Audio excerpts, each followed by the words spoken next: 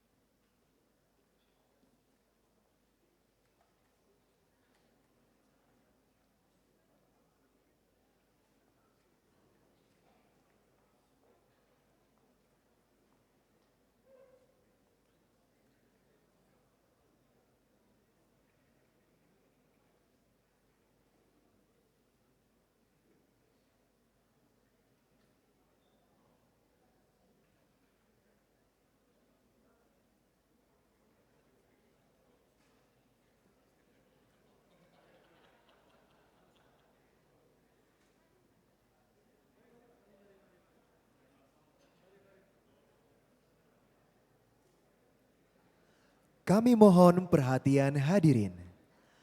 Acara Studium Generale akan segera dimulai. Selamat pagi, salam sejahtera bagi kita semua. Pada hari ini, Rabu 6 Maret 2024, kita akan mengikuti Studium Generale bersama CEO of Kapal Api Group Bapak Robin Setiono dengan topik Human Capital Development in Building an Innovative Global Company. Acara hari ini akan diawali dengan menyanyikan lagu kebangsaan Indonesia Raya. Hadirin dimohon berdiri.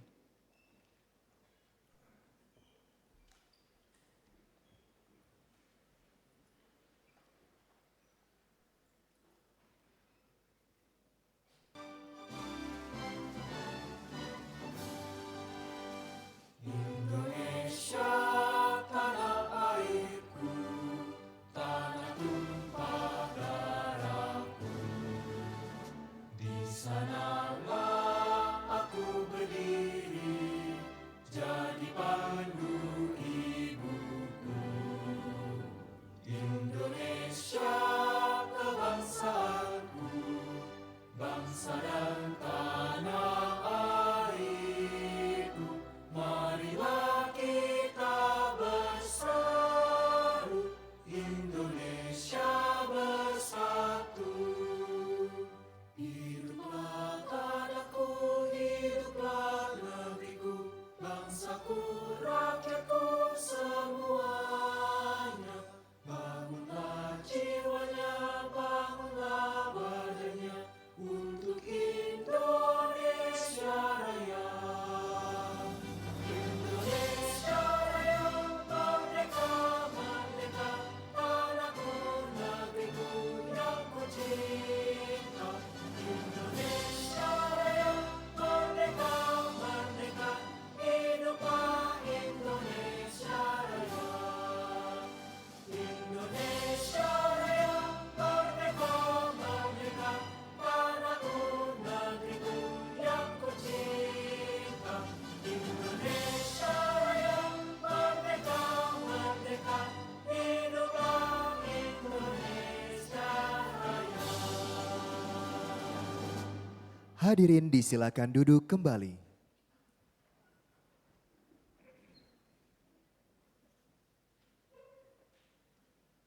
Selanjutnya, kita akan mengikuti penyampaian sambutan dari Sekretaris Institut Teknologi Bandung yang sekaligus akan membuka acara pada hari ini. Kami silakan dengan hormat Profesor Wijaya Martokusumo.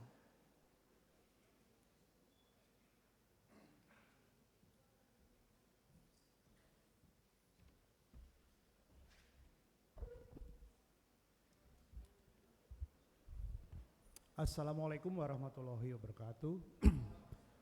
Selamat pagi semuanya, salam sejahtera buat kita semua dan salam sehat.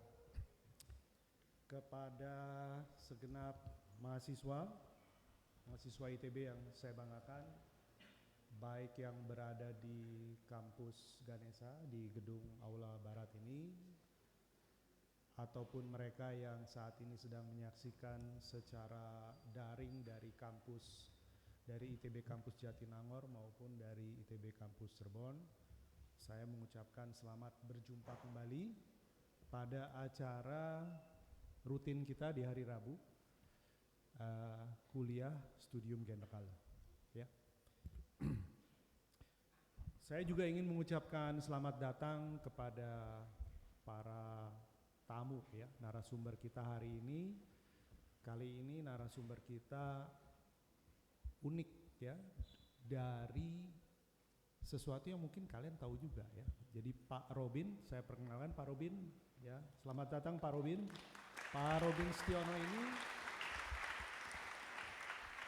adalah CEO-nya Kapal Api ya. Tahu ya kalian Kapal Api? Gimana para mahasiswa tahu Kapal Api? Ya. Ada yang suka kopi? Ya, jadi mestinya tahu ya. Baik, selamat datang Pak Robin. Atas nama Ibu Rektor, saya sangat bersyukur, kita berterima kasih Bapak berkenan untuk mampir ke kampus ITB ini. Kemudian saya juga ingin menyapa salah satu alumni, ini Pak Pam Budi, selamat datang. Ternyata beliau setelah ngobrol-ngobrol baru ngaku alumni Teknik Industri 86. Selamat datang Pak Pam. Semoga berkenan lihat kampus. Sama kan Pak? Masih ingat tempat dulu curhat di mana? Oke, baik.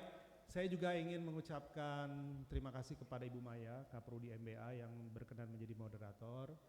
Nah, rekan-rekan mahasiswa, pada kesempatan yang berbahagia ini kita akan ada waktu sekitar ya barangkali mungkin 30 sampai 45 menit untuk mendengarkan sharing dari Pak Robin Setiono ini. Judulnya seperti yang terpampang di layar ya, Human Capital Development in Building an Innovative Global Company ya. Saya kira ini suatu kesempatan ya. Jadi sudah 3 pembicara berturut-turut berbicara tentang pekerjaan baik di swasta, sektor pemerintah, dan kali ini kita langsung bicara dengan pelaku usahanya ya. Semoga kita bisa mendapatkan manfaat dan berkah dari pertemuan kita pagi ini. Saya juga ingin mengucapkan terima kasih kepada rekan-rekan pengelola, dosen, kolega yang mengurus acara ini, dari Direktur Humas, dari kemahasiswaan ya, dan juga pihak-pihak yang secara setia dan loyal mendukung kami ya. Jadi tolong diberikan apresiasi dong, tepuk tangan sekali-sekali. Baik, kita maju ke acara selanjutnya. Dengan demikian saya akan buka dengan mengucapkan basmalah acara ini. Terima kasih dan selamat menikmati acara hari ini. Wassalamualaikum warahmatullahi wabarakatuh. Kepada Profesor Wijaya Martokusumo, kami mohon untuk tetap di tempat. Hadirin yang kami hormati, berikutnya kita akan saksikan bersama penandatanganan nota kesepahaman antara ITB dengan PT Kapal Api Global tentang pendidikan, penelitian, pengabdian kepada masyarakat dan pengembangan inovasi, dan perjanjian kerjasama antara ITB dan PT Kapal Api Global tentang penyelenggaraan program pemagangan mandiri dan magang MBKM atau Merdeka Belajar Kampus Merdeka. Kami undang dengan hormat untuk naik ke panggung CEO of Kapal Api Group, Bapak Robin Setiono.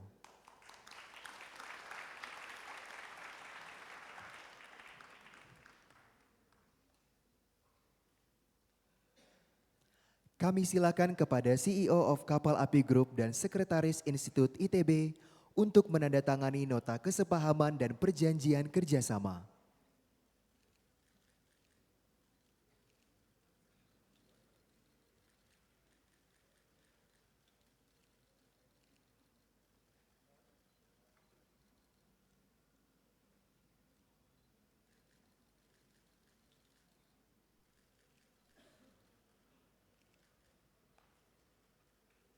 Kami silakan untuk berfoto bersama dengan menunjukkan dokumen ke arah kamera.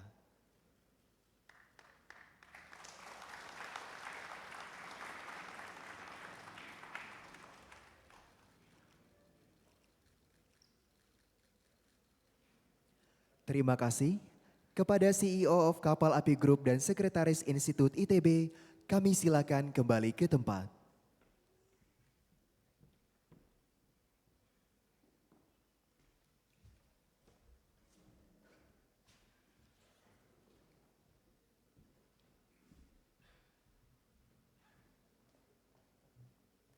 Hadirin yang kami hormati, kita akan memasuki acara utama pada hari ini, yaitu Studium Generale bersama CEO of Kapal Api Group Bapak Robin Setiono dengan topik Human Capital Development in Building an Innovative Global Company yang akan dipandu oleh moderator yaitu Dr. Silviana Maya Damayanti ST MBA. Beliau adalah Ketua Program Studi Magister Administrasi Bisnis Sekolah Bisnis dan Manajemen ITB. Kepada Dr. Silviana Maya Damayanti, kami silakan.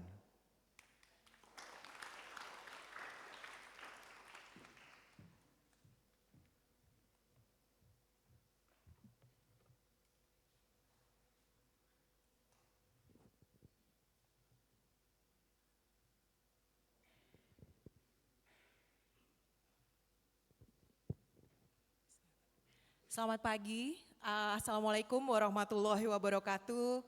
Salam sejahtera untuk kita semua, Om Swastiastu, Namo Buddhaya, salam kebajikan. Yang kami hormati CEO dari Kapal Api Group, Bapak Robin Setiono, kemudian Bapak Sekretaris Institut ITB, Prof. Wijaya Martokusumo, kemudian Bapak Direktur Human Capital Kapal Api, Bapak Pambudi Sunarsihanto, kemudian yang kami hormati juga Direktur Kemahasiswaan ITB, Bapak Direktur G. Prasetyo Aditama atau yang mewakili, kemudian Kabiro Komunikasi dan Humas ITB Ibu Naomi Haswanto, kemudian dosen pengampu mata kuliah Studium Generale dan seluruh mahasiswa ITB baik yang ada di kampus Bandung, Jalan Ganesa maupun yang ada secara mengikuti online di kampus Cirebon dan di kampus Jatinangor. Sekali lagi selamat pagi semuanya. Terima kasih kepada teman MC tadi bahwa hari ini teman-teman kita semua akan mengikuti kuliah Studium General KU 4078 dan saya ucapkan terima kasih atas kehadiran teman-teman semua di sini, Bapak Ibu semua di sini. Narasumber kita pada pagi hari ini tadi sudah disampaikan kita beruntung gitu ya bisa mendapatkan beliau sebagai narasumber kita pada pagi hari ini yaitu CEO Kapal Api Group Bapak Robin. Selamat datang ya Pak Robin di kampus kami. Dengan topik Human Capital Development in Building an Innovative Global Company. Sebelumnya saya akan bacakan CV dari Pak Robin terlebih dahulu. Sebelum menjabat sebagai CEO di Kapal Api Group, karir Pak Robin ini dimulai sebagai Director of PT Kresna Kusuma Diandra Marga di tahun 2014 sampai dengan 2017. Kemudian dari tahun 2017 sampai 2019 beliau menjadi Director PT Indadi Utama, lalu berlanjut 2019 sampai dengan 2023 sebagai Chief Operational Officer dari Kapal Api Group. Dan sampai akhirnya di tahun 2023 sampai dengan sekarang menjadi Chief Executive Officer dari Kapal Api Group. Kami persilahkan kepada Pak Robin untuk naik ke atas panggung, kita berikan aplaus teman-teman semua.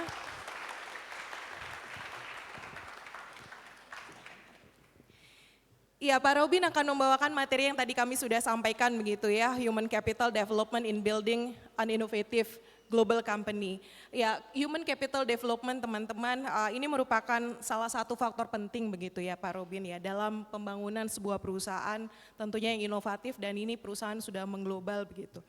Modal insani ini merujuk pada kualitas tenaga kerja, kemudian sebuah organisasi. Tadi kami berbincang-bincang sebelum acara begitu bahwa karakter kemudian tadi ya manusia itu menjadi peran yang sangat penting dalam tumbuhnya sebuah perusahaan.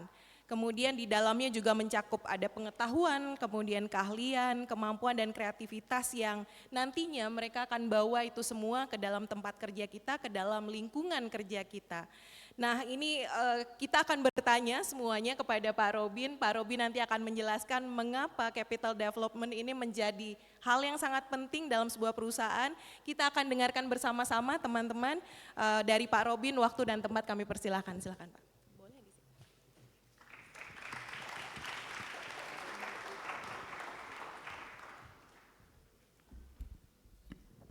Ya, selamat pagi, salam sejahtera bagi kita semua. Pertama-tama saya ucapkan banyak terima kasih kepada Bapak Profesor Wijaya dan segenap jajaran ITB atas kesempatannya ini. Kemudian juga saya ucapkan terima kasih para mahasiswa yang telah hadir, baik dari kampus Bandung, kampus Cirebon maupun Jatinangor. Selamat datang dan terima kasih atas waktunya. Jadi seperti tadi disampaikan, mungkin pembicara hari ini agak berbeda, karena kalau sebelum-sebelumnya saya dengar dari BUMN, dari pemerintahan, kalau sekarang dari swasta dan terutama fast moving consumer goods. Jadi budaya setiap perusahaan kan beda nih. Nah, budayanya itu juga antara suatu BUMN yang satu dengan yang lain juga tentunya berbeda. Kalau kapal api karena kita adalah consumer goods, kita cenderung membawa budaya agak santai, serius tapi santai. Jadi hari ini mungkin yang saya bawakan nggak terlalu serius-serius amat, dan saya berusaha untuk menyampaikan dari kacamata teman-teman sekalian yang mungkin lagi mempertimbangkan nantinya waktu kerja itu seperti apa sih, saya mau kerja apa, dan nanti waktu di dunia kerja harus ngapain. Ya, jadi mungkin secara konteks kita agak santai aja. Nanti di akhir sesi akan ada sesi tanya jawab, jadi bisa disimpan dulu pertanyaannya. Nanti kayaknya biasanya kita bagi-bagi hadiah untuk yang bertanya, yang pertanyaannya bagus ya. Oke, jadi topik hari ini adalah Human Capital Development in Building an Innovative Global Company. Kenapa kita taruh human capital di depan? Karena menurut saya saat ini perkembangan zaman itu menuntut pengembangan sumber daya manusia atau modal manusia, kalau kita bilang human capital, yang agile, fleksibel, dan bisa selalu beradaptasi. Dulu kan kita sering dengar termnya itu HR, human resource, sumber daya manusia. Nah, belakangan banyak perusahaan menggunakan termnya human capital karena kita merasa bahwa manusia adalah suatu modal yang kita perlu investasikan. Kita tidak bisa hanya mengharapkan mengambil performa doang tanpa kita investasi untuk pengembangan. Karena itu sekarang banyak termnya itu human capital. Ya, jadi ini profil saya tadi sempat disampaikan. Memang saya bahkan sebelum yang di KKDM itu saya juga sempat berentrepreneur, startup juga saya sempat terlibat. Saya juga sekarang di dunia korporasi. Jadi memang saya sempat merasakan beberapa aspek yang agak berbeda. Nanti kita coba bahas bedanya apa sih kira-kira ya. Nah, jadi perkenalan sedikit tentang Kapal Api Group. Mungkin banyak yang tahu Kapal Api itu merek kopi. Tapi di luar dari merek kopi itu sendiri, sebenarnya grup kita ada beberapa lini bisnis. Kita mulai dari perkebunan kopinya, kemudian kita juga ada tentunya pabrik kopi. Pabrik kopi ini brandnya mungkin selain Kapal Api, teman-teman juga tahu ABC. Kalau di Bandung biasanya ABC cukup ngetop karena kita ikut sponsor Persib. Kalau kemudian kita ada brand Good Day untuk kopi instannya, kita ada Excelso sebagai premium coffee beans dan coffee shop. Nah, selain itu vertically kita juga ada non dairy creamer yang kita produksi untuk pemakaian internal dan kita jual juga. Kita juga ada pabrik permen dan biskuit. Relaxa itu produk dari Kapal Api Group. Kemudian distribusi pun kita lakukan sendiri di PT Fasrata Buana, dan terakhir kita juga investasi di bidang logistik. Visi dari perusahaan kami adalah growing together as an innovative and global food and beverage company. Jadi kita berusaha menginternalisasi bahwa kita ini untuk menjadi global kita harus inovatif. Nah, dan kemudian visi kita adalah kita mau berkembang bersama karena kita yakin bahwa suatu perusahaan itu ada untuk kepentingan lebih luas daripada shareholder.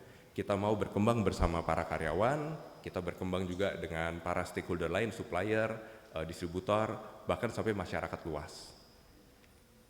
Nah, kalau secara statistik infografis, karyawan Kapal Api itu ada 15.000. Nah, kemudian kita juga adalah pemimpin nomor 1 market share leader untuk kopi di Indonesia dengan pangsa pasar sekitar 60%. Kita mengekspor produk kita ke 68 negara. Dan kopi yang kita produksi itu kalau dikonversi menjadi jumlah cangkir per detik itu 800 lebih. Jadi 800 cangkir kopi per detik. Menurut saya lumayan banyak lah ya, sesuatu yang cukup bisa dibanggakan. Nah, karena kalau dari data Euromonitor, kapal api sebagai produsen kopi merupakan produsen kopi nomor 3 di dunia secara volume. Ya. Memang secara value kita nomor 7 atau 9, jadi 7 sampai 9 itu karena memang harga jual di Indonesia lebih murah daripada negara lain. Tapi secara volume, pemain kopi nomor 3 di dunia itu ada di Indonesia. Dan juga untuk terima kasih. Dan juga di Indonesia sendiri, Kapal Api Group merupakan pemain nomor 6 di Indonesia. Jadi memang kita masih kalah dari Unilever dan Danone, tapi kita sudah di atas Nestle, kita di atas Coca-Cola, kita di atas cukup banyak pemain lainnya. Tapi memang rata-rata orang taunya kapal api itu kan kopi. Nah, padahal kita selain kopi, kita juga ada permen, kita ada sekarang kita masuk ke home care, kita ada dishwash, ada deterjen, kita ada biskuit dan lain-lain. Nah, ini sekarang masuk ke topik. Nah, ketika kita teman-teman sekalian lulus nih, sekarang kan opsinya adalah apakah kerja sendiri, masuk ke startup, atau masuk korporasi. Ini dalam arti yang lebih luas sebenarnya entrepreneur itu kan bisa content creator juga seorang entrepreneur, mau trading di rumah juga entrepreneur ya. Nah, startup pun kan udah macam-macam nih, ada yang memang benar-benar baru, tech startup, atau kita rame-rame sama teman-teman, kita fundraising, itu juga termasuk startup, atau ya kita masuk corporate itu bisa di bidang akademis, bisa di BUMN, kita jadi PNS, atau kita masuk perusahaan. Nah, jadi kalau kita lihat secara flexibility waktu, jadi entrepreneur itu paling fleksibel. Mau ngapain, mau bangun jam 12 pun nggak ada yang marahin, wong kerja sendiri kan.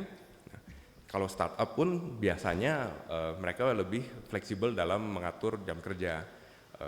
Kalau korporasi biasanya memang waktu kita sangat diatur oleh peraturan perusahaan atau peraturan lain. Kemudian kalau kita lihat secara potensi growth kita, rata-rata di korporasi selalu grow. Karena kalaupun korporasi yang kita tempat kita bekerja itu kita anggap kurang baik, kita bisa pindah ke korporasi lain. Dan kalau Anda punya pengalaman di suatu perusahaan, untuk perusahaan lain menerima biasanya lebih gampang karena mereka merasa culture-nya agak mirip. Nah, sedangkan kalau di startup, nasibnya kadang masih tidak menentu karena mereka memang hidup day to day lah, dari one fundraising round ke fundraising round lainnya. Nah, jadi secara performa suatu startup kita memang nggak ada yang tahu. Bahkan kemarin saya dengar dari East Ventures, salah satu orang East Ventures yang mendanai startup kan, dia bilang kalau di Indonesia untuk startup metodenya adalah spray and pray, tebar dana ke banyak startup dan berdoalah bahwa ada salah satunya berhasil. Karena dia bilang kita nggak bisa tahu ini yang mana akan berhasil. Rata-rata ya startup itu didirikan oleh first time founder, tidak ada track recordnya. Nah, jadi yang mana yang akan lebih bisa berhasil? Apakah yang IP-nya lebih tinggi waktu kuliah? Kan belum tentu. Nah, konsep idenya bagus, kalau eksekusinya tidak bagus juga nggak bisa berhasil. Orangnya bagus, nggak ketemu timing yang tepat dengan ide yang tepat juga nggak bisa berhasil. Jadi startup itu kata investornya kan spray and pray. Jadi ketika kita masuk ke suatu startup, ya you better pray with him kan. Semoga startupnya bagus. Karena kalau investor mungkin dia bisa 100 startup dia invest, satu sukses, 99 gagal, tapi profit dari satu yang sukses itu bisa menutup kerugian dari 99 kegagalan. Tapi dari sisi kita sebagai orang yang join startup, kita bekerja, kalau kita masuk di satu startup yang sukses itu, hidup kita you're set for life, kita aman lah. Nah, tapi ketika kita masuk ke 99 yang kurang sukses, agak resiko. Ya. Nah, kalau jadi entrepreneur sebenarnya juga sama nih. Kita mengusahakan sendiri, kita bisa berhasil atau enggak tergantung bagaimana kita giat melakukan bisnis itu, bagaimana kita bisa membangun network supaya kita cepat men-scale up bisnis kita. Nah, itu tapi semuanya ada di tangan kita. Kalau di startup, kalau kita bekerja di suatu startup, itu ada di tangan investor, bahkan CEO dari startup pun seringkali tidak punya suara, karena dia bekerja kan untuk shareholder. Kalau shareholder menolak ide dia, ya CEO juga harus nurut. Kalau kita entrepreneur, ya kita mau apa ya kita coba jalankan. Memang ada risiko, tapi chance of success, kalau itu terjadi sukses, benar-benar bagi kita sendiri. Nah, aspek ketiga adalah work pressure sama fun-nya ya. Nah, kalau di suatu startup menurut saya sebenarnya pressure-nya sangat tinggi. Karena hidup matinya perusahaan atau ada tidaknya mata pencaharian kita tergantung dari kesuksesan bisnis kita sendiri. Nah, memang tadi waktunya fleksibel, tapi dikala orang-orang bergembira udah deket THR, udah mau dapat THR, kita kan semua senang. Kalau seorang entrepreneur begitu dekat lebaran, itu momok yang sangat menakutkan. Karena kita harus bayar THR. Jadi apalagi kalau ketika baru memulai, kita punya karyawan 10, itu gaji 10 bulan harus dibayar di bulan itu. Jadi pressure-nya sangat tinggi sebagai seorang entrepreneur.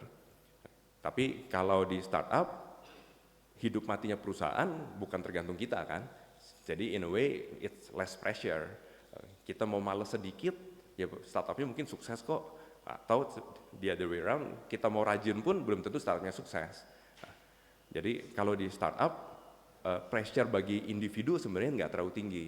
Terus biasa gaya di kantornya startup itu kan lebih banyak fun lah. Ada meja pingpong, ada jamnya fleksibel, kadang dikasih makanan terus. Nah, jadi kesannya lebih fun. Nah, kalau di korporasi terus terang biasanya hidupnya lebih monoton karena kita banyak pertimbangan bahwa kan ketika kita membuat suatu divisi ini kita misalnya flexible hours, nah, nanti orang yang di pabrik juga ngelihat loh, yang di kantor fleksibel, saya juga mau fleksibel dong, saya bagian packing mau masuk jam 10 pagi aja ya, yang goreng kopi jam 6 udah masuk, kan nggak bisa. Jadi kita harus ada keteraturan. Jadi secara flexibility memang kita agak kurang. Tapi kalau selama korporasinya itu berjalan dengan baik, ya hidup kita juga relatif terjamin. Nah, itu 3 faktor. Tapi faktor keempat yang menurut saya, terutama zaman sekarang perlu kita lihat, adalah dampak yang diberikan. Karena kalau meminjam istilah Human Capital Director saya kemarin, kita bekerja bukan hanya mencari makan, tapi kita juga bekerja mencari makna. Nah, tepuk tangan buat HC Director saya. Jadi semakin kesini, semakin kita menyadari bahwa mungkin waktu kita baru lulus, kita memang cari makan. Tapi ketika kita sudah bekerja mungkin 5 tahun, kita merasa kebutuhan kita rata-rata sudah terpenuhi, apalagi sih yang kita cari? Prestasi ya mungkin, karir masa depan iya. Tapi kan at the end of the day, yang kita cari adalah makna nih. Seberapa besar dampak positif yang saya berikan kepada lingkungan kita, kepada orang lain. Itu bisa dalam skala besar sekali, yang orang yang mungkin kekurangan, atau mungkin dalam skala kecil, mungkin teman-teman, tetangga, atau teman kerja kita. Tapi kan kita semua mau hidup kita ini bukan hanya untuk nyari makan doang, bukan hanya cari uang nih. Nah, kalau kita bandingkan di situ, sebenarnya menurut saya, kehidupan di korporasi yang tepat, itu akan memberikan dampak jauh lebih luas daripada di startup maupun bekerja sendiri.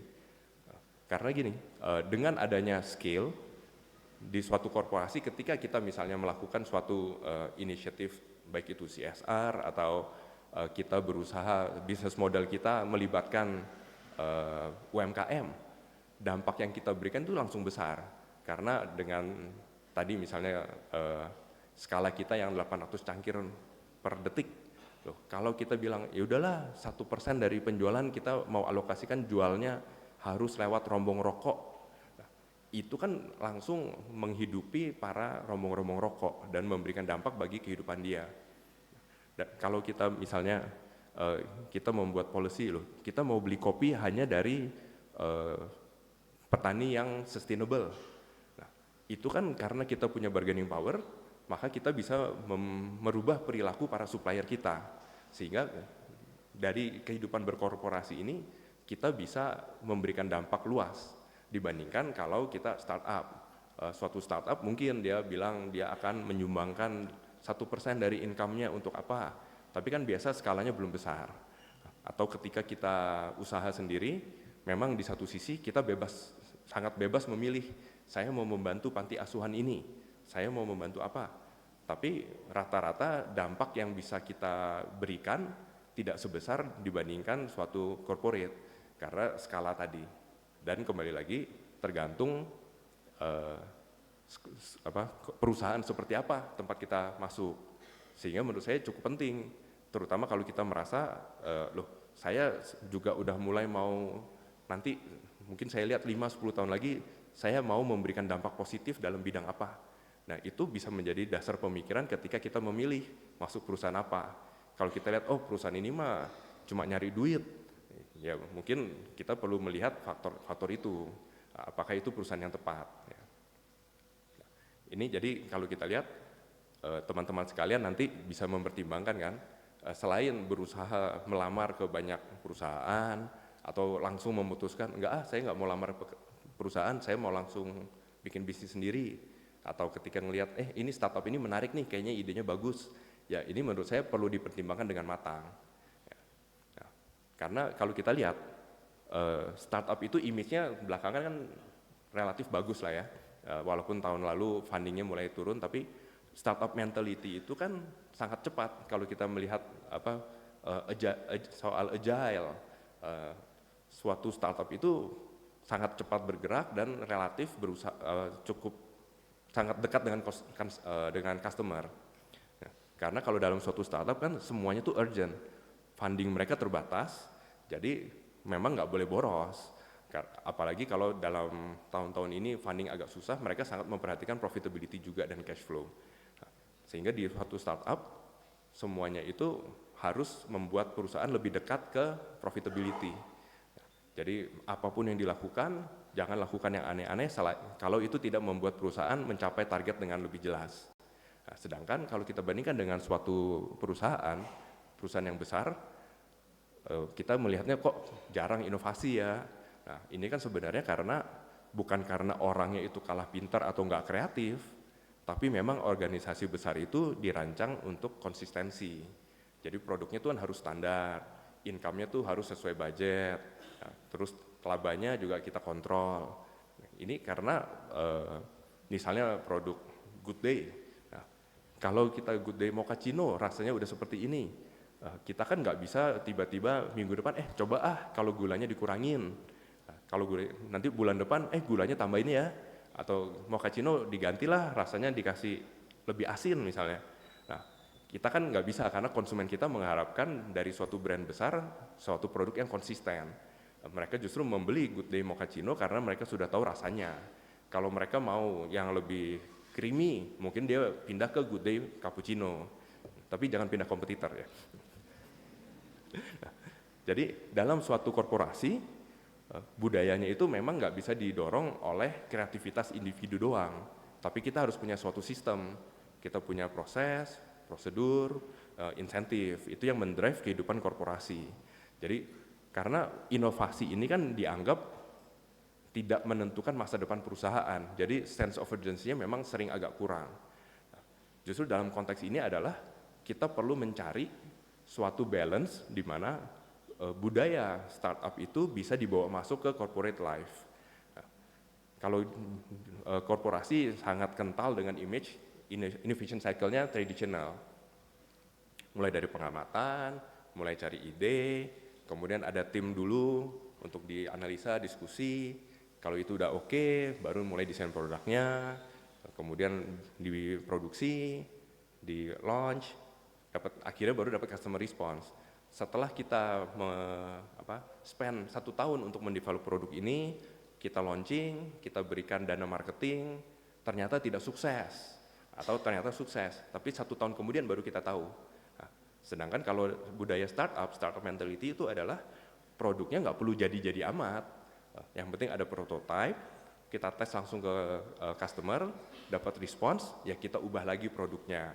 Nah, jadi belakangan ini kita berusaha menerapkan innovation by rapid experimentation untuk mengurangi risiko dan mempercepat inovasi.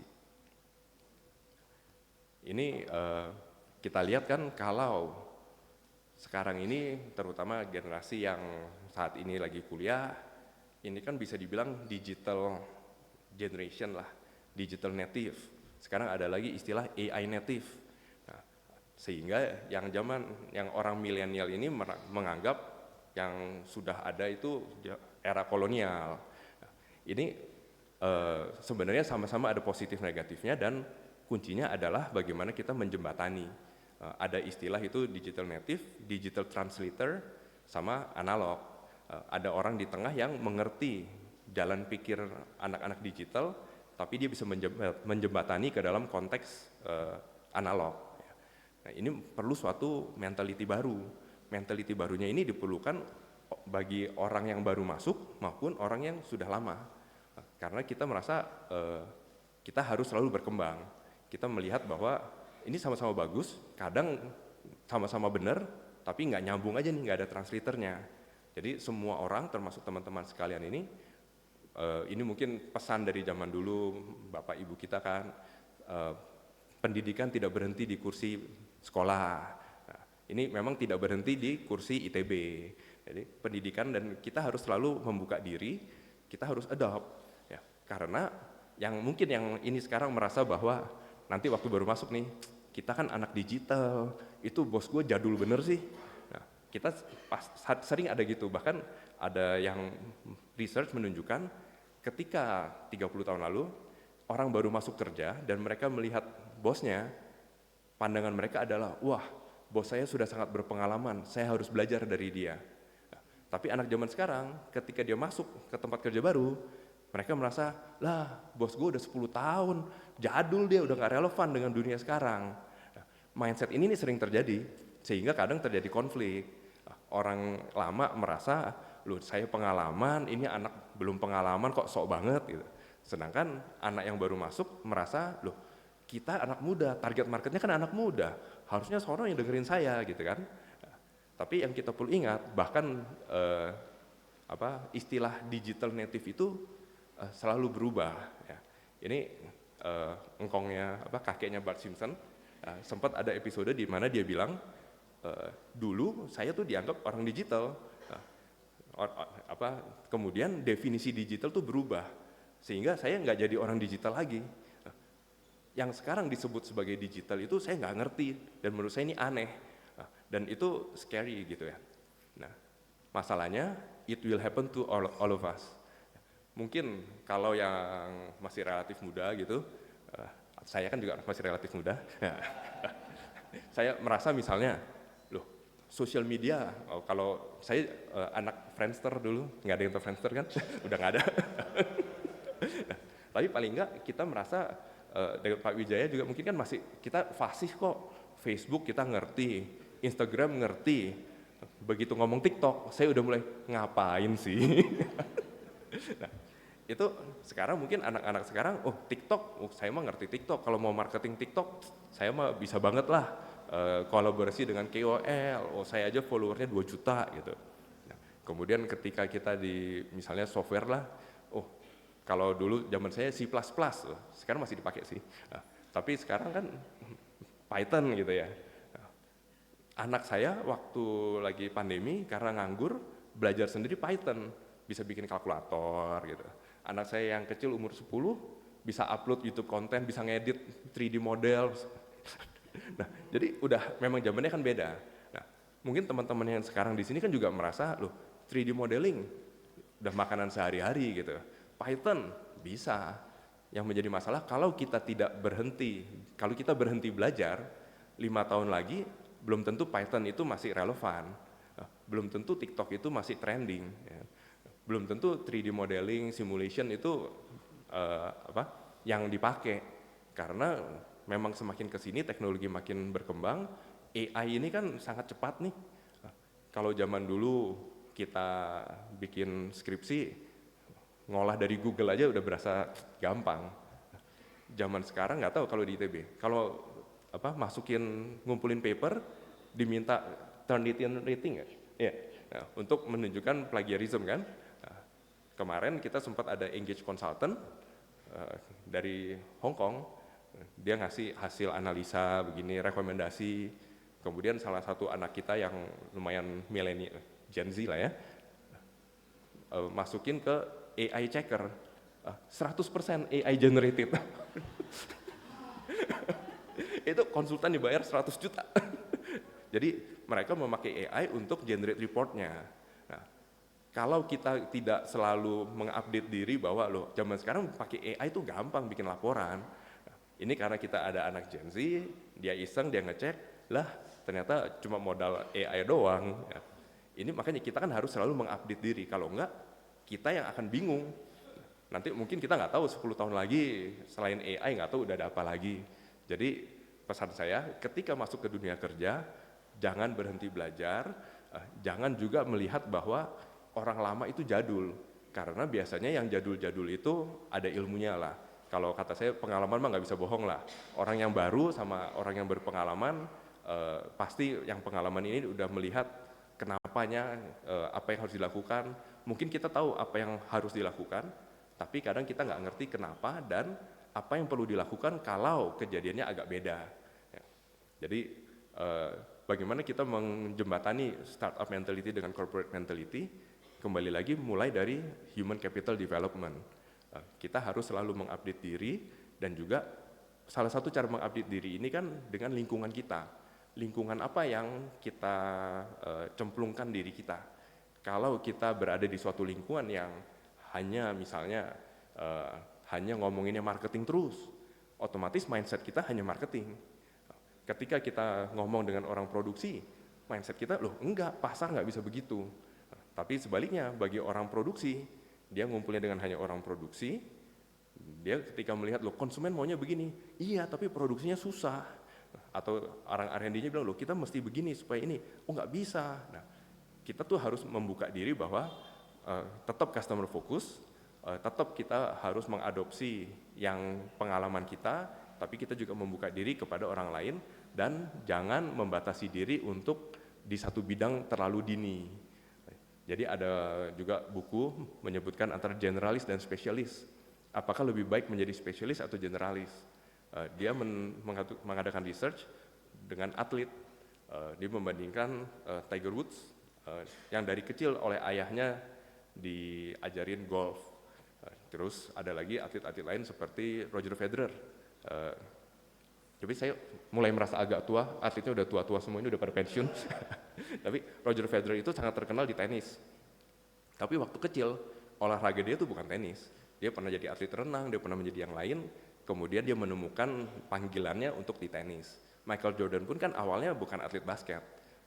Dia kan baseball ya awalnya ya. Baseball, kemudian ternyata dia merasa lebih bagus di basket. Sehingga menurut saya, waktu awal karir, kita jangan langsung bilang, saya mau jadi orang marketing, atau saya mau jadi orang accounting lah, saya nggak mau tahu yang lain. Karena ini akan membatasi perkembangan kita ke depannya. Nah, sambil iklan, karena kita perusahaan marketing, ya. Nah, di Kapal Api Group, kita punya program Inspire. Ini program, development program untuk fresh graduates. Nah, di mana dalam program ini, kita akan ada 18 bulan untuk rotasi dan diberikan project-project untuk memberikan exposure ke berbagai bidang dan supaya benar-benar lihat nih sebenarnya dunia kerja ini seperti apa, tantangannya apa, saya cocoknya di bidang apa, kemudian apa yang bisa kita lakukan selama itu untuk benar-benar memberikan masukan yang bermanfaat bagi perusahaan. Ya, nanti ini akan dijelaskan lebih lanjut, tapi ini sekedar iklan. Kalau iklan TV biasa 15 detik, jadi kayaknya udah cukup. Mahal kalau di TV. Kembali lagi mengenai inovasi. Kalau kita lihat tadi, apakah inovasi zaman sekarang itu harus seperti yang tadi, yang seperti startup, ya kan? Apakah inovasi yang waterfall tadi masih relevan? Sebenarnya tergantung. Itu tergantung industri dan inovasinya. Tidak semua inovasi itu bisa dirubah dengan cepat dan dengan ekonomis. Misalnya tadi kita udah launching suatu produk di satu Indonesia, kita mau merubah pastinya agak lama dan lebih mahal. Ada juga inovasi tertentu yang rahasia. Jadi kalau mau launching, lebih baik launching. Kayak startup, dia harus develop dulu sebelum nanti kalau ketahuan nanti orang tiru. Ya. Nah, ada juga industri-industri tertentu yang inovasi itu memang sangat terbatas karena risiko kegagalannya sangat tinggi. Kita juga nggak mau kalau misalnya Lion Air mencoba berinovasi, oh nyalain satu mesin aja deh, siapa tahu bisa, kan bahaya. Atau banking, data security, inovasinya tentunya dibatasi oleh kaedah-kaedah baik secara hukum maupun risiko.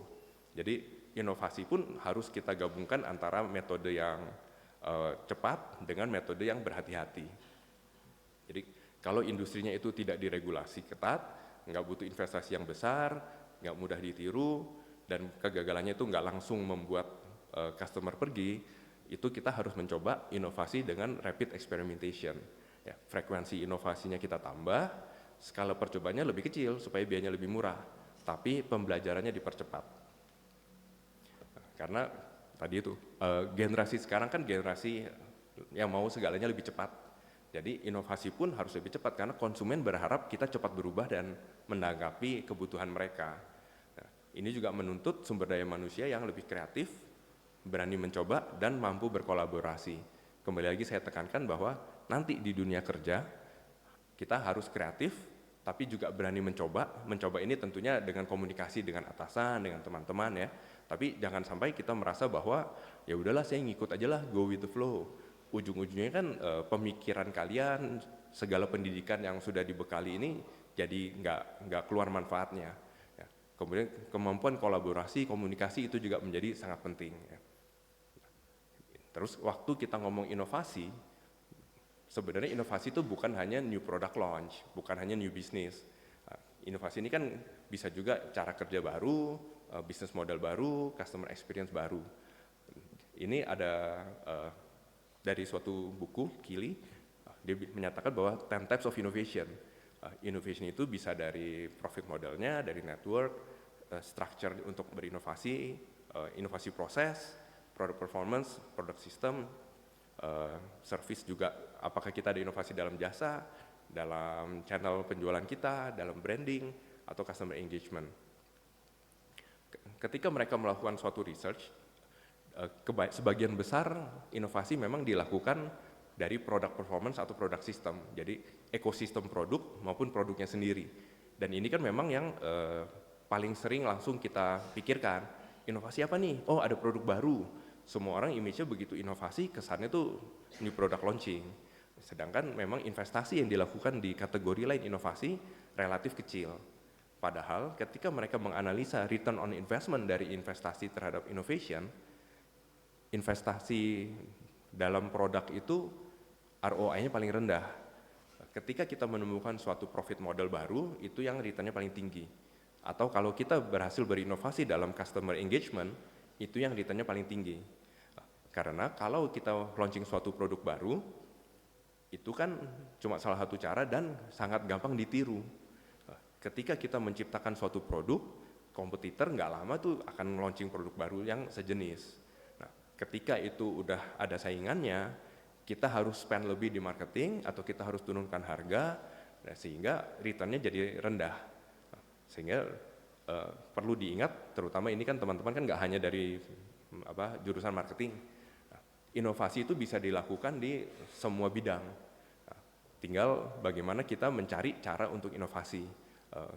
Ini akan saya sampaikan beberapa cara untuk inovasi dengan cepat. Ya, karena kalau kita lihat, inovasi itu kan ada yang namanya S-curve of innovation. Suatu inovasi mungkin pertamanya agak lama, kemudian ada suatu traction, tapi setelah mencapai maturity, itu kita perlu inovasi berikutnya. Sehingga dengan kecepatan zaman sekarang, ya kita harus semakin banyak inovasi.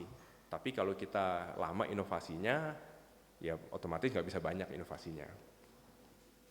Jadi ada 7 principles of experimentation ya. Itu prinsipnya sih iterative process of learning tentang apa yang berhasil, apa yang tidak berhasil. Ini nanti saya jelaskan satu persatu. Ini dari buku juga Digital Transformation Playbook.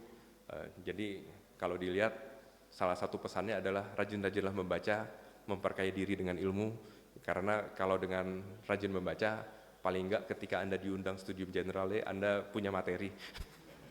Oh, kalau enggak bingung mau ngomong apa kita. Jadi prinsip pertama untuk rapid experimentation adalah dapatkan pembelajaran sedini mungkin. Dari awal kita desain untuk dari awal kita cepat dapat kesimpulan, nggak perlu lama-lama nih. Nah, lebih baik langsung hubungannya dengan konsumen. Contoh di kapal api adalah ini di kapal api China, kita masuk pasar di China pertama tentunya dengan pameran. Jadi ini booth kita di pameran, bahkan di sebelah pabrik kita itu kita bikin suatu cafe supaya kita ada engagement langsung dengan customer. Nah, produk di cafe itu dan di pameran itu beda dengan produk yang ada di Indonesia. Jadi kalau kita lihat yang sebelah kanan itu di China, kapal api punya produk kopi cair dalam saset. Kopinya ini sebenarnya espresso lah. Jadi kalau mau bikin kopi susu kekinian, tinggal kasih susu dingin, campurin kopi cair, langsung jadi kopi susu kekinian. Nah, karena daya beli di sana lebih tinggi, terus mereka juga nggak ada yang minum kopi panas, karena historically memang masyarakat China nggak terlalu minum kopi kan, mereka lebih suka kopi dingin. Jadi kita berusaha mencoba prototype, ini kita produksinya di tempat orang, jadi kita produksi sebentar, kita coba tes ke market, berhasil, baru kita scale up. Kemudian yang kanan itu ada drip yang ada saringannya itu. Nah, kita coba dulu kalau desainnya seperti ini nggak cocok.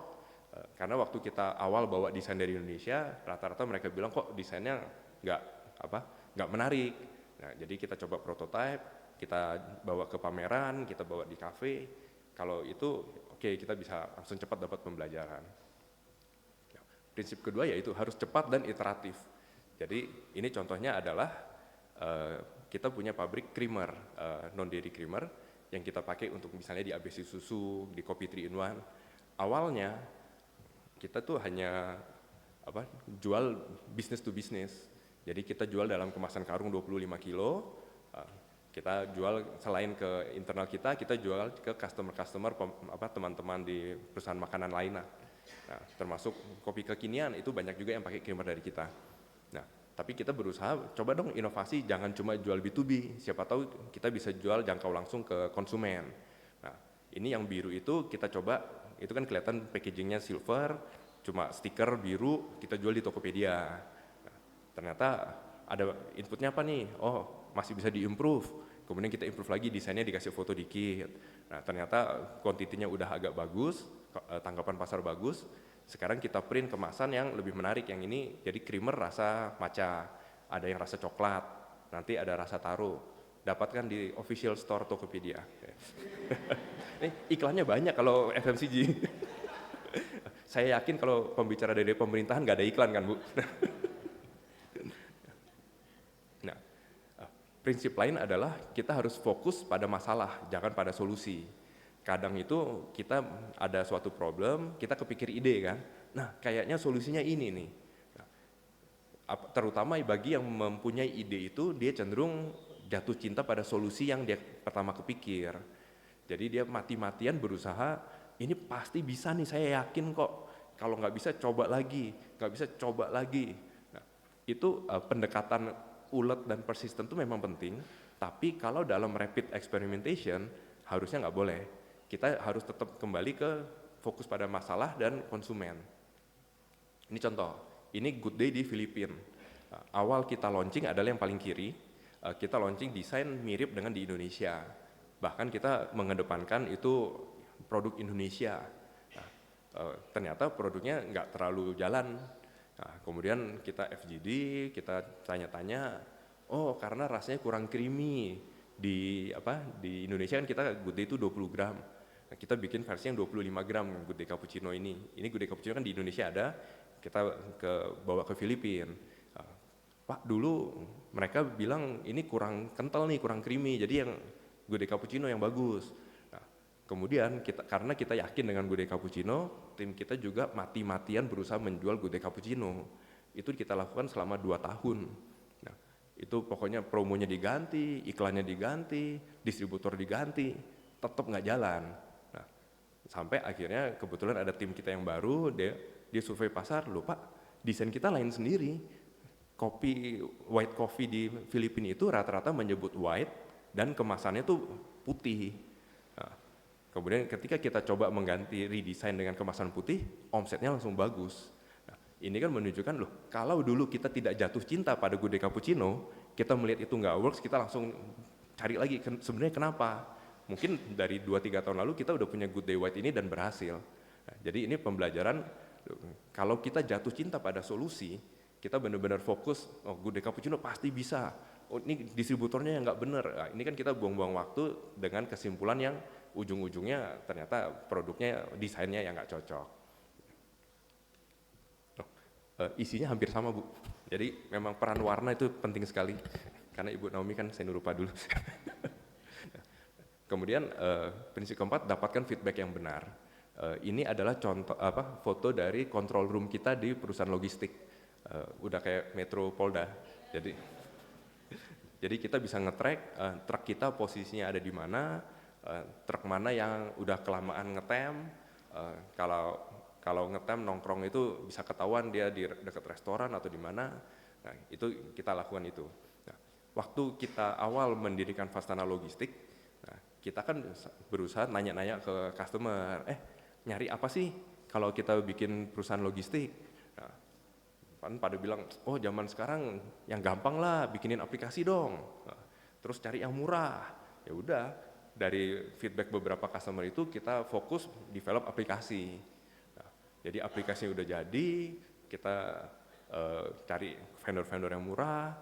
Ternyata waktu dipakai, ujung-ujungnya customer bilang pakai aplikasi repot, WA aja lah. Nah, karena memang mereka bilang yang diajak ngobrol itu kan para pemilik-pemilik prinsipal nih, nah, tapi yang make kan stafnya di bawah. Nah, jadi feedback yang didapat itu kurang tepat karena yang ditanya orang atas, yang pakai orang bawah kan. Nah, harusnya kita mendapatkan feedback yang benar. Loh, kalau orang pemakai itu dia bilang loh, yang penting WhatsApp, kalian cepat tanggap, datangnya on time, ya terus jangan sampai dibilang mau datang jam segini ternyata nggak datang-datang. Nah, jadi ini menunjukkan kalau feedbacknya salah, ya kita bisa mendatangkan solusi yang salah, inovasinya salah. Ya, kelima juga parameter pengukuran. Kalau kita lihat, ini contohnya di R&D untuk reformulasi. Kita kan selalu berusaha kalau harga barang naik, supaya harga ke konsumen tidak perlu naik, reformulasi dong. Nah, dari R&D kan merasa memang kita harus reformulasi. Reformulasi produk yang mana nih? Oh, yang ini marginnya paling kecil Pak. Kita coba reformulasi supaya marginnya nggak negatif. Nah, padahal kalau kita lihat secara garis gambaran besar, loh, inovasi yang produk laku aja, kalian bisa menurunkan biaya 1%, itu ibaratnya seperti menurunkan biaya 10% di produk yang kurang laku. Nah, kalau Pikopinya mau nurunin biaya 10% kan sangat besar effortnya. Nah, sehingga parameter pengukuran ini harus tepat. Kadang memang R&D misalnya, pandangannya itu hanya formula doang, pandangan bisnisnya kurang. Nah, sehingga tadi itu kita harus sering berkolaborasi dan membuka diri untuk saling mengerti sudut pandang yang lain tuh seperti apa. Kalau enggak, kalau kacamata kuda bagi orang R&D, sukses dia bisa menurunkan biaya 5% di kopi. Nah, padahal dampaknya secara nominal rupiah kan nggak sebesar kalau dia berhasil menurunkan 2% di Good Day misalnya. Nah, kriteria keenam itu prinsipal keenam adalah menguji asumsi. Ini sering terjadi ketika kita bilang, Pak, ayo kita coba. Nah, terus hasil kesimpulannya, udah jadi nih Pak, ini lebih bagus. Nah, kemudian biasa para bos-bos sih bilang, iya ini bagus, tapi kan ini mungkin gara-gara hujan, atau ini mungkin gara-gara apa. Nah, kalau nanti hasil tesnya akan cuma mendapat tentangan dan bahwa, kalian asumsinya salah, ya lebih baik nggak usah dites kan. Sehingga mendesain suatu eksperimen itu sangat penting. Ini contoh yang kita lakukan ketika kita melakukan perubahan di cara kerja salesman. Jadi kita punya 8.000 orang di perusahaan distribusi kita, 3.000-nya salesman. Kita berusaha bagaimana supaya mereka lebih produktif.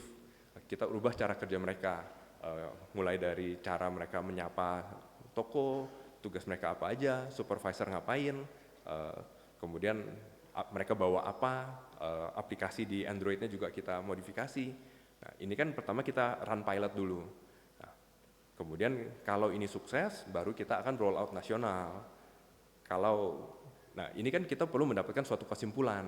Jangan sampai kita ternyata ini naik, tapi ternyata memang pasarnya lagi bagus Pak. Nah, sehingga kita mendesain suatu eksperimen, ini kayaknya 7 cabang, itu kita berikan treatment, 5 cabang tidak kita berikan treatment, tidak kita rubah apa-apa. Nah, memang dipilih 5 dan 7 cabangnya ini yang lokasi agak berdekatan, secara jumlah penjualannya juga mirip, kemudian mungkin dilihat yang paling bawah itu, phase 1 project branches sama phase 1 control branches di periode yang sama yang menggunakan metode kerja baru itu growth-nya 14%. Tapi yang tidak menggunakan metode kerja baru juga grow tapi hanya 7%. Ini kan menunjukkan cara kerja baru kita ini efektif. Nah, kalau kita tidak punya control branch dan project branch, kita cuma bilang, "Pak, berhasil Pak, grow-nya 14%." Kan bosnya juga akan bilang, "Loh, kebetulan kali memang cuacanya lagi bagus atau memang pasarnya lagi bagus." Nah, jadi memang kita harus mengontrol eksperimen kita supaya asumsinya itu tepat. Jadi undisputable bahwa lupa ini semuanya sama, ceteris paribus, cuma bedanya cara kerja doang. Nah, sehingga kesimpulan yang kita dapat benar-benar bisa dipertanggungjawabkan. Terakhir, bagaimana kita itu cepat gagal. Bukan berarti cepat gagal dalam arti kita membuat perusahaan bangkrut, tapi kan namanya eksperimen skala kecil. Kita harus cepat tahu bahwa ini nggak berhasil, kita harus berubah cara. Jadi memang kita datang ke eksperimen itu dengan mindset bahwa kita ini berusaha membuktikan ini bisa atau tidak, bukan kita mengupayakan harus bisa. Jadi dalam inovasi memang mindsetnya mungkin agak beda. Yang penting cepat, kalau gagal langsung dirubah, coba lagi. Ya. Mungkin itu dari saya. Sebentar lagi ini saya undang Pak Pambudi, Human Capital Director saya, untuk iklan yang lebih lengkap mengenai Graduate Development Program kita. Silakan Pak.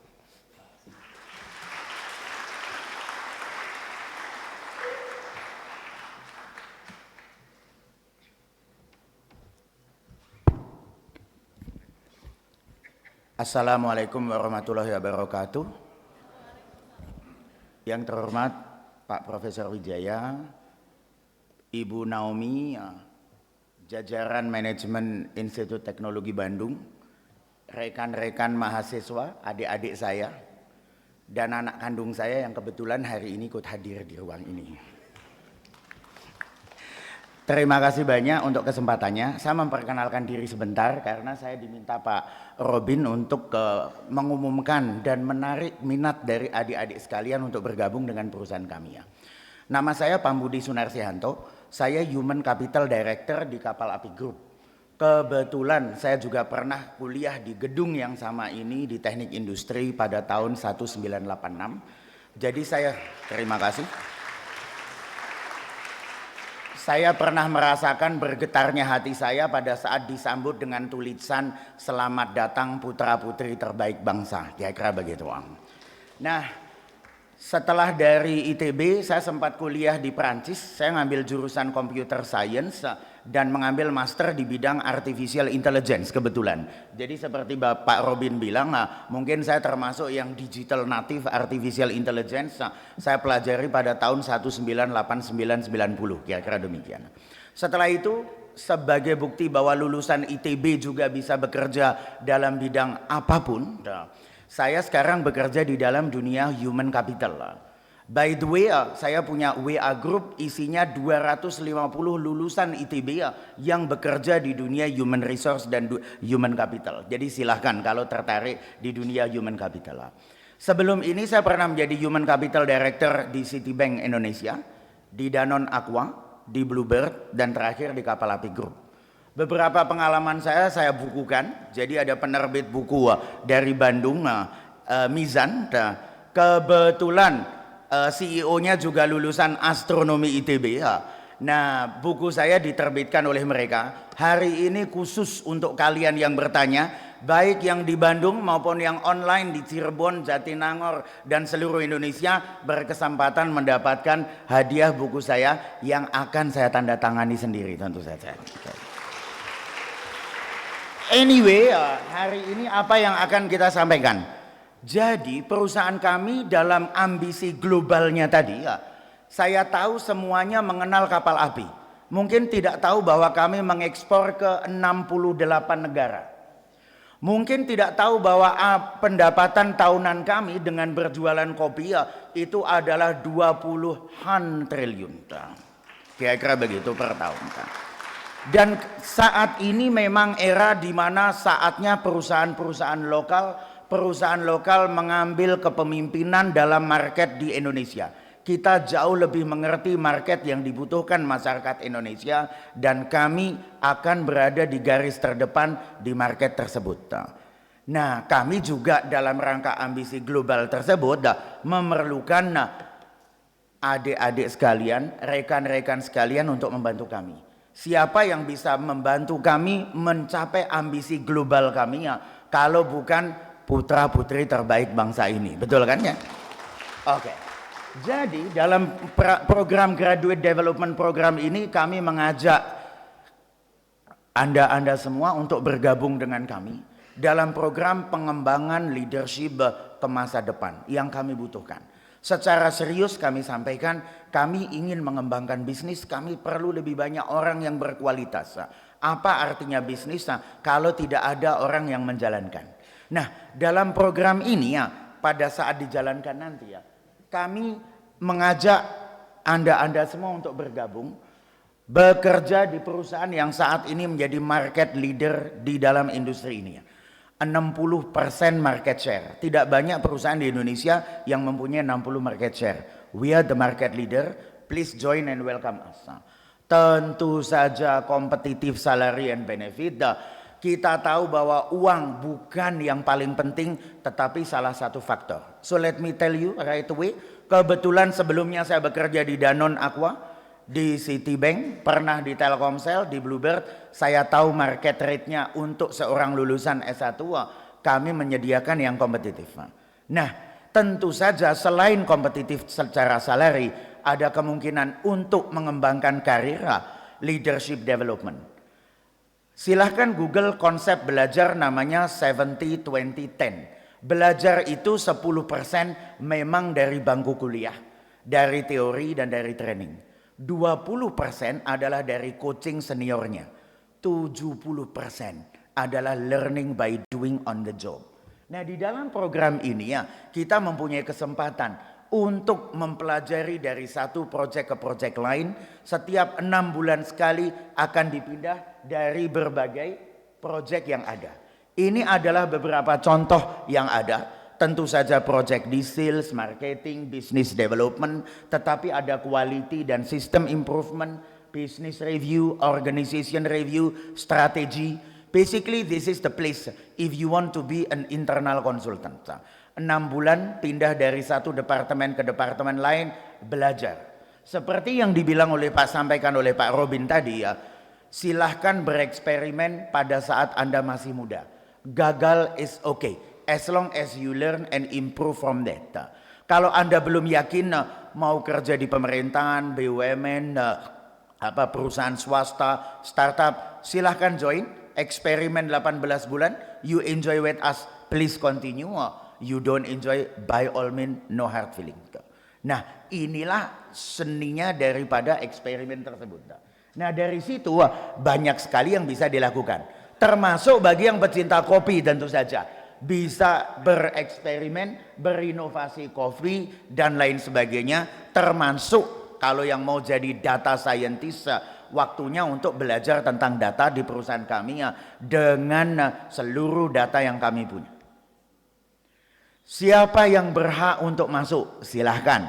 Jadi pertama, fresh silahkan. Boleh tidak pakai pengalaman sama sekali.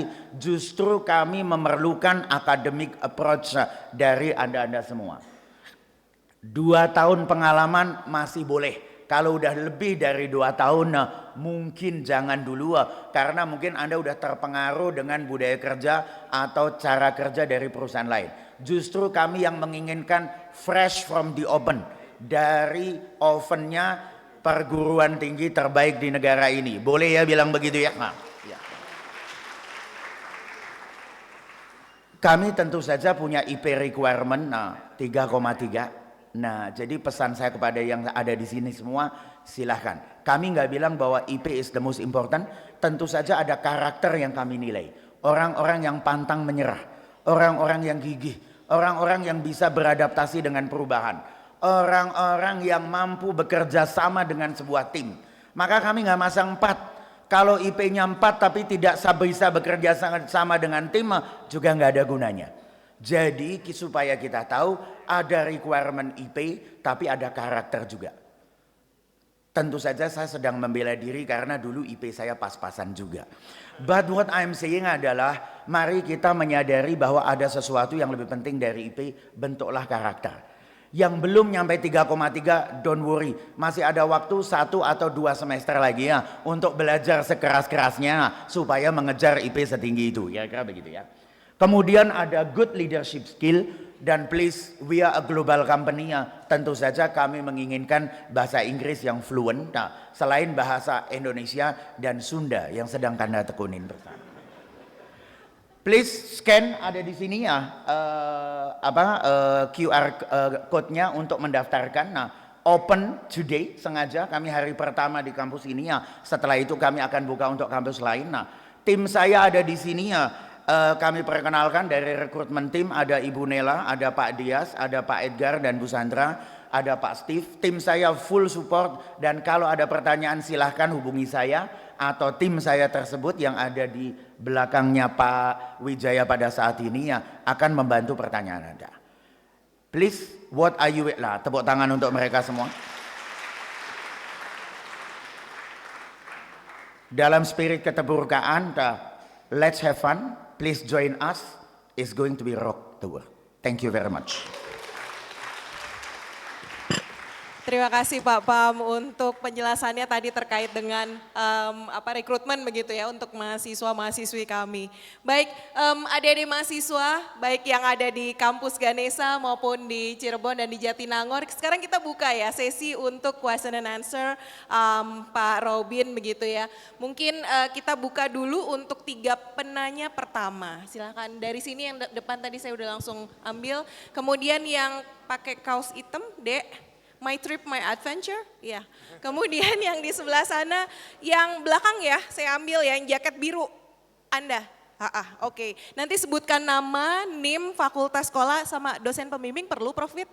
Enggak ya, enggak usah. Oke, silakan. Dek, ya yang pakai jilbab, silakan maju ke masing-masing mic-nya ya, disiap di sini ya. Oke, Pak. Oke. Halo Pak Robi dan Pak Budi, terima kasih untuk kesempatan kali ini. Saya senang banget sih bisa berbicara dengan Bapak dan Pak Robi juga. Saya salah satu pecinta dari Good Day Cappuccino juga. Itu teman saya. Saat saya belajar tulis, apalagi UTS dan UAS sulit banget di ITB. Lanjut, saya mau menanyakan 2 pertanyaan, boleh Pak? Ya, nama sama NIM fakultas juga ya. Roro Tuljana, NIM-nya 1282236 dari meteorologi. Nah, saya pertama mau menanyakan Pak, kira-kira langkah perusahaan pertama Bapak mengurangi jejak karbon dan meminimalkan limbah dalam produksi serta dalam distribusi produk tuh dalam rangka sustainable future dan juga environment tuh bagaimana ya Pak? Lalu yang kedua itu saya mau menanyakan tentang Bapak sebagai leader, sebagai CEO leader dan juga team player, kira-kira bagaimana Bapak dapat menyeimbangkan decision making dalam leadership dan juga team player? Terima kasih Pak. Terima kasih Mbak Roro Jana.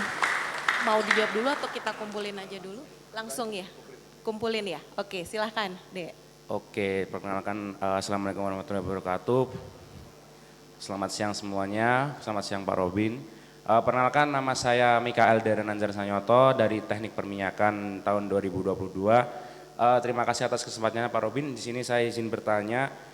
Sebenarnya tadi kan Bapak menjelaskan bagaimana posisi kapal api itu di Indonesia dan di luar negeri untuk perusahaan. Nah, saya tuh pengen bertanya, apakah dari perusahaan kapal api itu ada kayak semacam strategi untuk pengembangan karyawannya? Karena tadi ada 15.000 karyawan ya kalau nggak salah. Dan apa sih kebijakan pelatihan dan budayanya itu bagaimana untuk bagaimana ketiga hal tersebut itu bisa dijadikan satu sehingga bisa untuk kapal api ini bisa semaju ini gitu. Cukup, terima kasih Pak. Terima kasih Mas Rik. Oke, kita lanjutkan ke penanya ketiga. Ya, silakan, Dek. Assalamualaikum warahmatullahi wabarakatuh. Selamat siang Pak Robin. Perkenalkan saya Hakim Aliksan, NIM 1032145 dari jurusan astronomi. Sebelumnya terima kasih kuliah yang telah disampaikan oleh Pak Robin, sangat menginspirasi saya sendiri. Sebenarnya pertanyaan saya itu, tadi kan waktu pengenalan diri Pak Robin kan Pak Robin telah bekerja di berbagai macam industri. Nah, pertanyaan saya itu apakah ada perbedaan investasi modal manusia di sektor pembangunan dan juga di sektor industri pangan seperti kapal api Group? Serta terkait dengan pengembangan modal manusia, apakah ada menurut Pak Robin sendiri, apakah ada cara untuk mengubah produksi bahan yang berasal dari petani sehingga produksi bahan mentah yang berasal dari petani itu lebih cepat, lebih produksinya lebih cepat dan juga lebih berkualitas gitu Pak. Sekian Pak. Oke, Pak Robin ya. Kita langsung saja kita dengar jawaban dari Pak Robin ya terkait dari 3 pertanyaan dari teman-teman tadi. Silakan Pak Robin. Selamat siang, terima kasih pertanyaannya. Jadi satu persatu ya tentang jejak karbon. Ini memang suatu langkah yang kita sedang memulai. Memang kita mengambil platformnya adalah dari SDG dulu. Di mana memang ketika kita bicara sustainability, rata-rata orang mikirnya adalah jejak karbon. Tapi memang kalau dari SDG itu kan beberapa faktor nih, salah satunya adalah environmental. Environmental sendiri juga sebenarnya bukan hanya jejak karbon, tapi dari misalnya pemakaian air, konsumsi listrik atau limbah ya. Nah jadi yang kita lakukan sekarang adalah kita berusaha melakukan rating dulu. Sebenarnya apa yang biasanya diukur, kemudian apa yang inisiatif apa yang bisa kita kurangi untuk mendapatkan rating yang lebih baik. Jadi kalau misalnya kita bicara sebenarnya rata-rata perusahaan di Indonesia itu dalam melakukan baik itu carbon footprint maupun inovasi itu kita sering sudah biasa melakukan tapi tidak pernah diukur sehingga orang luar tidak sadar bahkan orang dalam pun tidak sadar.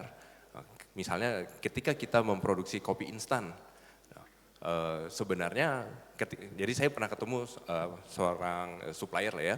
Nah dia bilang karena ini dari Jepang, dia bilang loh kopi instan produksi dia ini carbon footprintnya sangat baik karena ketika mereka melakukan roasting, mesinnya dia memakai mesin yang canggih, suhunya terjaga, waste-nya rendah gitu. Kemudian saya tanya, loh mesinnya apa? Oh Probat. Dia bilang, oh ya kita juga. Tapi kita nggak tahu itu mesin yang canggih. Kemudian dia bilang, loh ketika mereka membuat spray drying, dia juga memakai mesin yang sangat hemat air. Kemudian ini pokoknya sangat environmental friendly.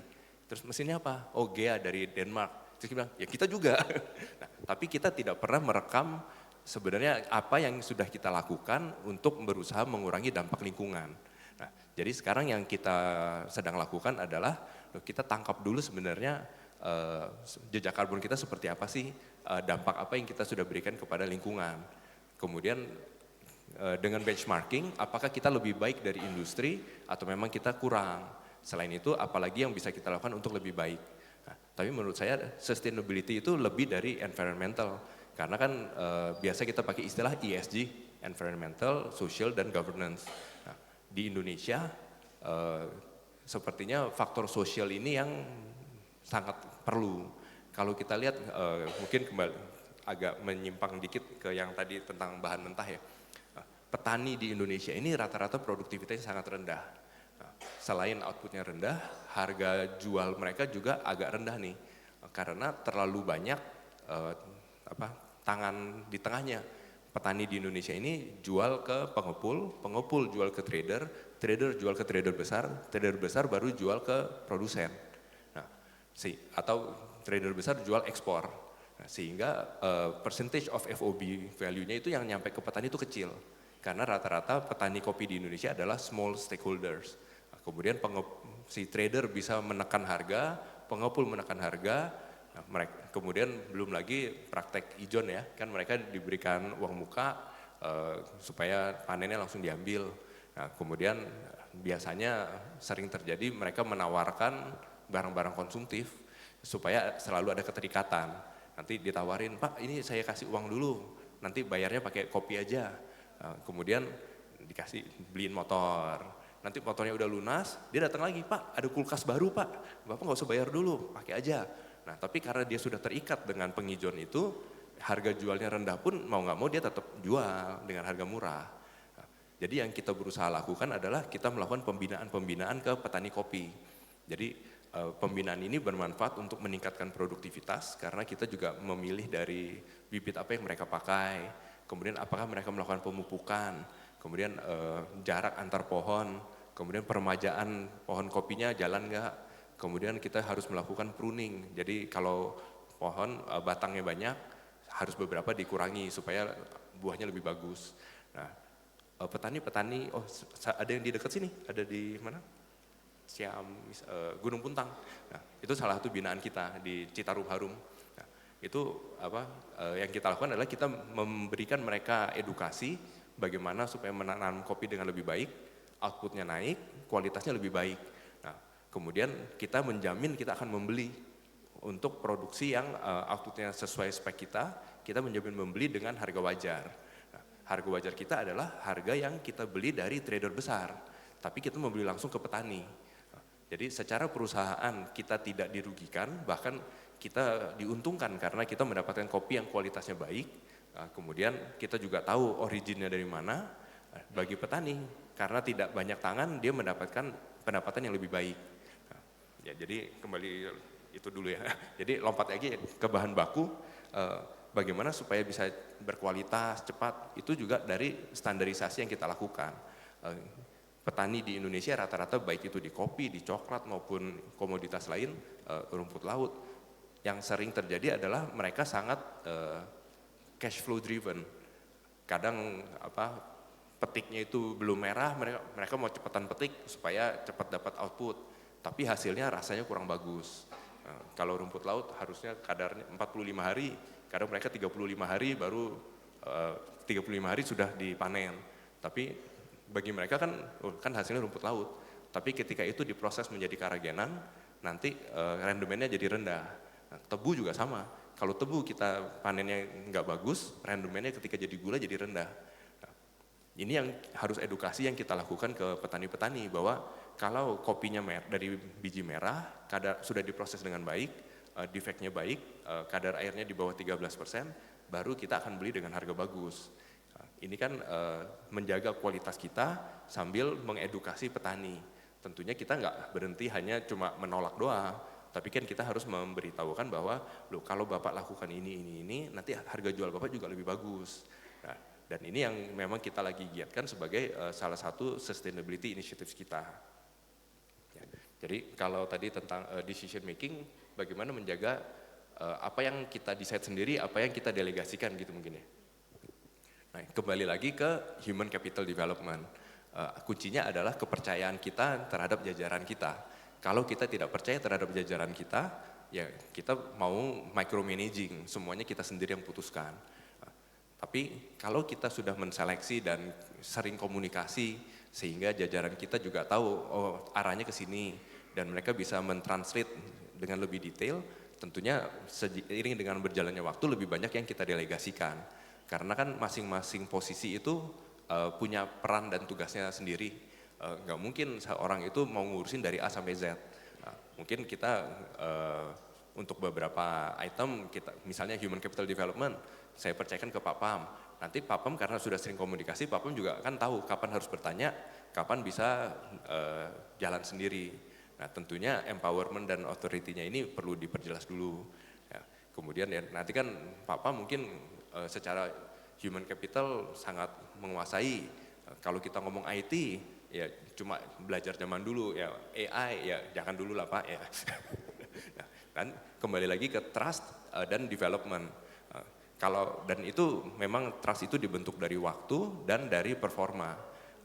Jadi kita melihat potensialnya, kita melihat performance-nya. Kalau perform terus ya tentunya makin lama semakin banyak wewenang yang kita berikan. Masuk juga pengembangan ya. Nah, strategi pengembangan sumber daya ya, karyawan ya. Karyawan dan budaya ya. Nah, jadi yang kita lakukan adalah pertama kita mapping dulu. Dari talent-talent kita, kita mapping potential, performance, dan aspiration. Jadi kita punya ada platform website itu untuk setiap orang mengisi aspirasimu sebenarnya apa sih? Mungkin dia sekarang orang accounting, tapi dia bisa menulis, kalau ada kesempatan mau coba dong di marketing. Nah, nanti orang marketing kadang nulis, dia pengen dong ke strategi. Nah, sehingga paling enggak kita tahu aspirasinya kemana. Nah, dari situ nanti dia juga harus mengisi program pengembangannya. Itu nanti di guide oleh atasan masing-masing, gapnya apa, pengembangannya apa, dan itu harus ada conversation. Karena seringkali kita melihat untuk pengembangan karyawannya aja nggak tahu dia tuh mau dibawa kemana, sehingga kita mewajibkan conversation dengan atasan langsung, dan itu kita nilai penilaian atasan terhadap bawahan itu dinilai oleh atasannya lagi, karena kita mau memastikan atasan memberikan masukan yang tepat, bahwa itu bukan cuma asal ngisi. Nah, jadi pengembangannya kan seperti Pak Pam sampaikan 70% on the job training. Nah, jadi bagaimana orang-orang ini mengerjakan tugasnya, terus apakah ada pendidikan yang training-training, kita ada, jadi talent yang potensial kita libatkan, ada development program, itu kita bekerja sama juga dengan pihak akademi untuk membina karyawan kita dengan pengetahuan yang lebih luas.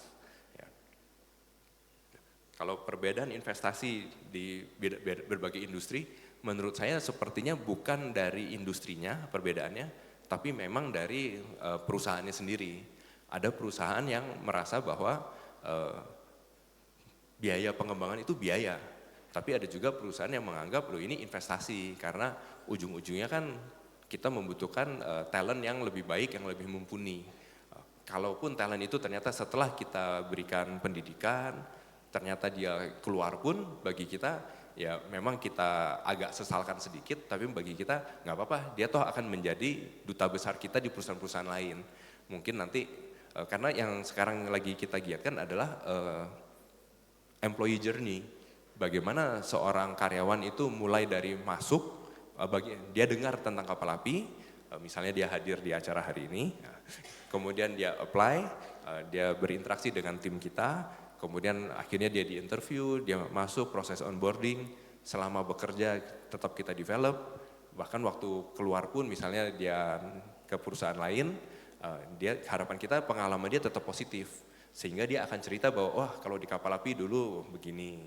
Nah, jadi kita menganggap investasi itu terhadap sumber daya manusia itu memang investasi yang pasti bermanfaat. Kalaupun tidak memberikan dampak langsung ke perusahaan hari ini, itu tetap akan memberikan manfaat bagi perusahaan di masa depan.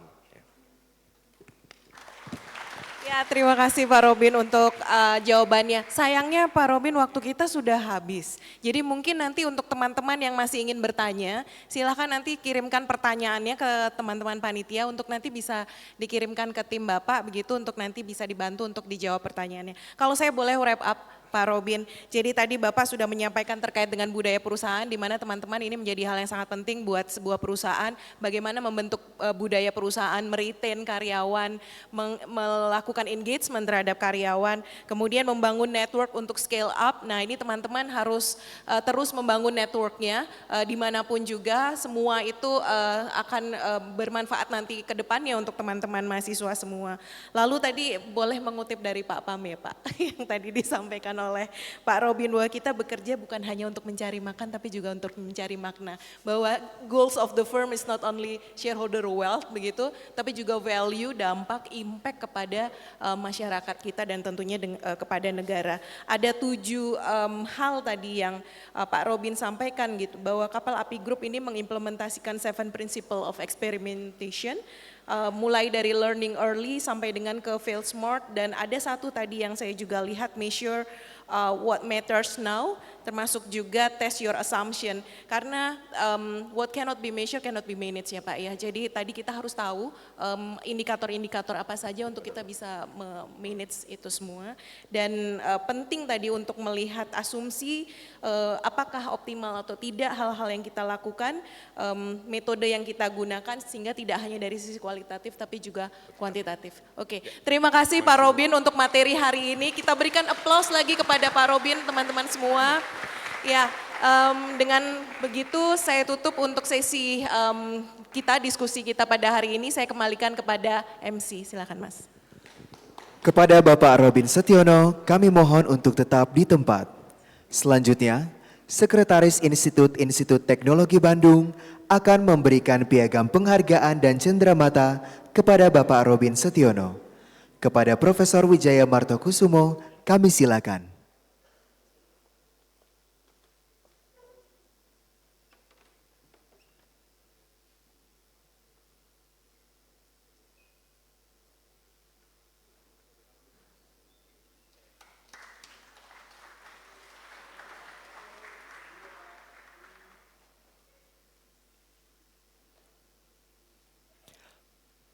Berikutnya, CEO of Kapal Api Group akan memberikan cenderamata kepada Profesor Wijaya Martokusumo. Kepada Bapak Robin Setiono, kami silakan.